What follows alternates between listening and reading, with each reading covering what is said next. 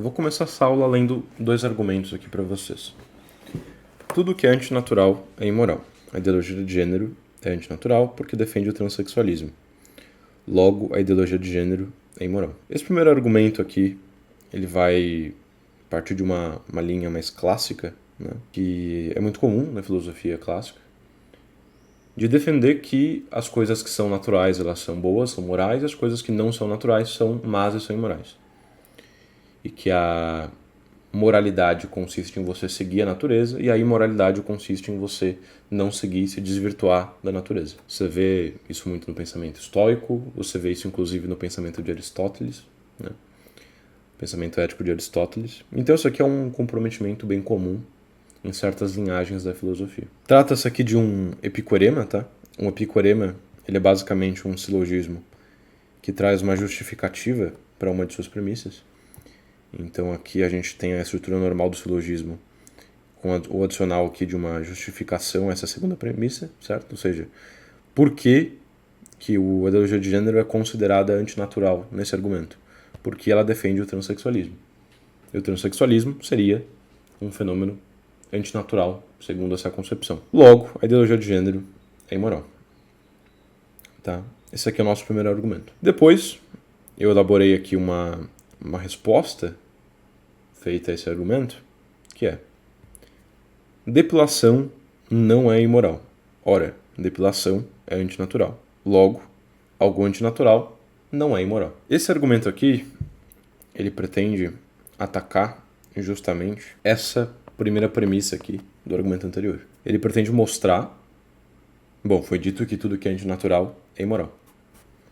Ele pretende mostrar que existe pelo menos uma coisa que é antinatural e que não é imoral. Então, ele tenta trazer uma espécie de contra-exemplo a essa afirmação. Se esse contra-exemplo for verdadeiro, estiver certo, ele é o suficiente para refutar essa afirmação de que tudo que é antinatural é imoral. Para você refutar esse tipo de proposição, basta um contra-exemplo. Então, esse aqui é a pretensão, esse é o objetivo desse argumento aqui de baixo. Ambos os argumentos aqui têm os seus três termos, né? Temos aqui termo menor aqui, termo maior, termo médio. Temos as cópulas também, perfeitamente. Aqui você pode confundir e achar que isso aqui é uma cópula, mas não é uma cópula, tá? Tudo isso aqui faz parte do sujeito. Isso aqui são apenas palavras que entram para agregar nesse sujeito, para modificar, qualificar ele de alguma forma. Então você poderia simplesmente, se você quiser simplificar e tirar essa possibilidade de confusão, você poderia colocar simplesmente todo antinatural é imoral. Ficaria menos bonito, mas o resultado lógico seria o mesmo. A estrutura lógica se conservaria idêntica. Tá? Agora eu faço aquela pergunta. Será que esse argumento aqui ele é um argumento perfeito? Ele é um argumento excelente? Ele é um argumento correto? Porque para determinar se esse argumento aqui ele é um argumento correto, bastaria determinar se esse argumento é correto. Se esse argumento aqui ele for perfeito, automaticamente esse argumento aqui será imperfeito. Porque automaticamente esse argumento aqui vai refutar a primeira premissa desse argumento. E nós vimos que um argumento que tem uma premissa falsa não pode ser um argumento perfeito, não pode ser um argumento correto. O que nos salta os olhos aqui nesses argumentos, antes de tudo, eu acredito, essa palavra que é antinatural, né? É uma palavra central para a gente discutir isso aqui. A palavra imoral também é uma palavra importante, mas antinatural me salta particularmente aos olhos. Porque determinar aqui o que é antinatural é muito relevante para essa discussão. A gente observa nessa linhagem mais clássica que entende que o natural é sempre moral. A gente entende que eles pensam dessa maneira porque justamente eles seguem aquela visão teleológica que a gente comentou. Ou seja, aquela visão que entende que todas as coisas têm uma causa final. E a perfeição dessas coisas consiste justamente em seguir ou não essa causa final. Antinatural, então, nessa visão clássica, seria tudo aquilo que não segue a causa final. Tudo aquilo que se desvirtua da sua própria teleologia. Portanto, né, tudo aquilo que é antinatural seria justamente imoral. Seria justamente um defeito, um vício, uma imperfeição. Aqui, quando a gente fala que a depilação é uma coisa antinatural, a gente está se referindo ao fato de que a gente tem uma certa biologia, a gente tem certas características do nosso corpo, como por exemplo o fato de crescer pelos nele, né, espontaneamente. Isso é uma característica biológica do nosso corpo. Quando a gente pega e corta os nossos pelos, quando a gente se depila, a gente está de alguma forma contrariando essa tendência biológica. Ora, essa tendência biológica é uma tendência natural, faz parte da nossa natureza. Então, se depilar é uma coisa antinatural. Então, nos dois casos, nos dois argumentos, a gente tem a mesma palavra, antinatural. Só que a gente percebe que a maneira como essa palavra é entendida muda, pelo menos em algum nível, nesses dois argumentos. Quando, sei lá, Aristóteles fala de natureza, nesse primeiro argumento, ele está falando de uma coisa. Quando o ideólogo de gênero, nesse segundo argumento, fala de natureza, ele está falando de outra coisa. Então, a gente vê que, embora exista uma identidade no signo, existe uma diferença, aparentemente, no significado. Notem aqui que o fato do signo, da palavra, ser uma coisa diferente do seu significado, isso por si só já traz um universo de problemas novos à questão lógica, né? Para você determinar se um argumento é perfeito ou não, você sai do plano meramente conceitual e você vai para o plano verbal.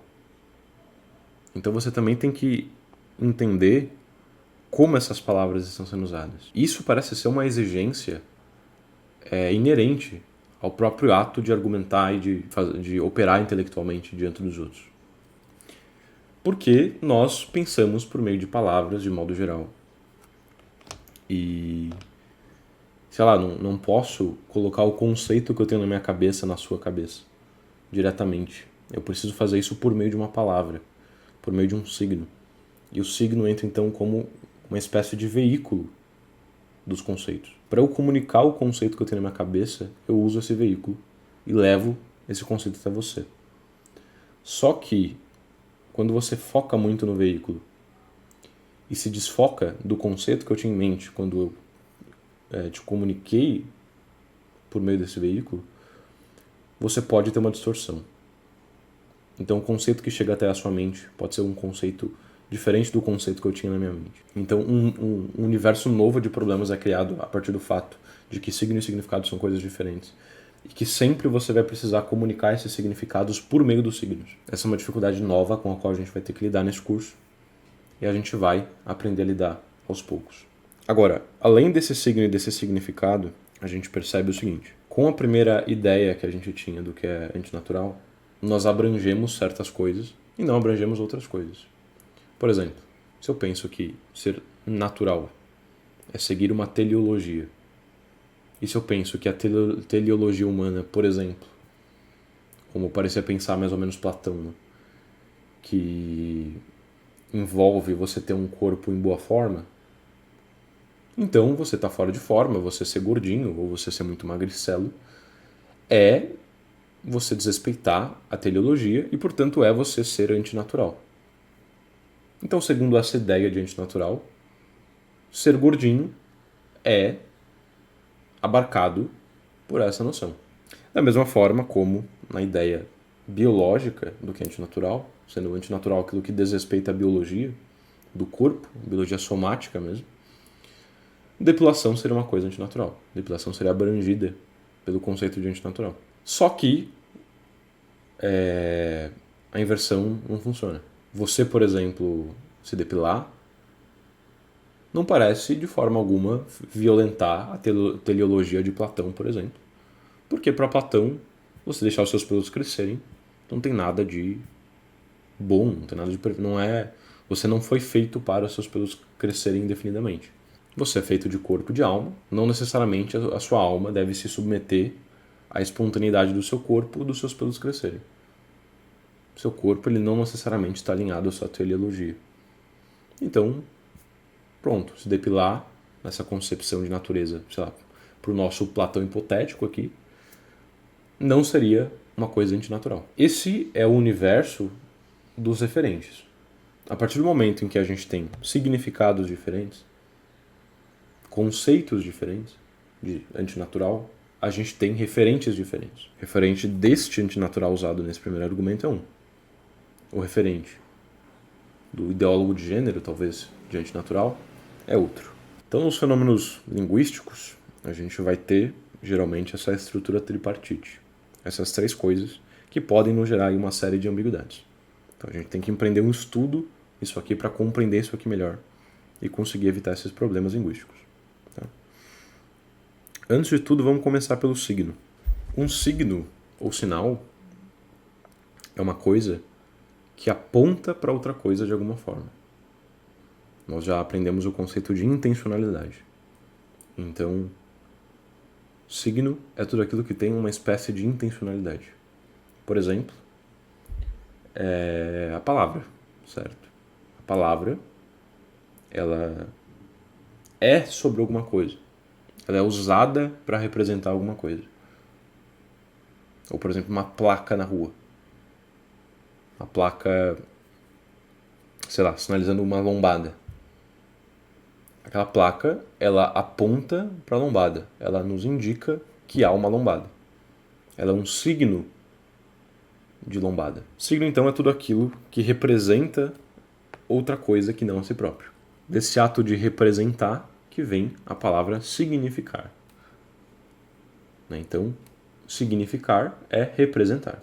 São palavras praticamente sinônimas. E o significado é justamente aquele que é representado, certo? Só que a gente percebe que também o referente ele é de alguma forma representado pelo signo. Quando eu falo, por exemplo, antinatural, o antinatural é imoral, eu quero representar com o antinatural não apenas o significado, que nesse caso é o conceito, né? É o conceito de antinatural. O significado de um signo é o conceito veiculado por esse signo, representado por esse signo. Mas eu não quero somente representar o significado, como de alguma forma eu quero representar as coisas que são antinaturais. E quero dizer que as coisas que são antinaturais, elas são imorais. Então a depilação, por exemplo, seria uma dessas coisas que é representado pelo conceito de antinatural, que é o referente, um dos referentes de antinatural segundo certa concepção do que é antinatural. A diferença fundamental entre o referente e o significado é que o significado ele é representado imediatamente pelo signo. Né? O signo ele serve para apontar diretamente o significado. E indiretamente o referente. Aquilo que nós vimos. A partir do momento em que você determina o significado, você tem então os referentes. Se o significado muda, os referentes mudam também. Então é representado mediatamente. Mediatamente significa somente que existe um intermediário entre o referente e o signo, que é justamente o significado. Esse signo, ele é um ente verbal.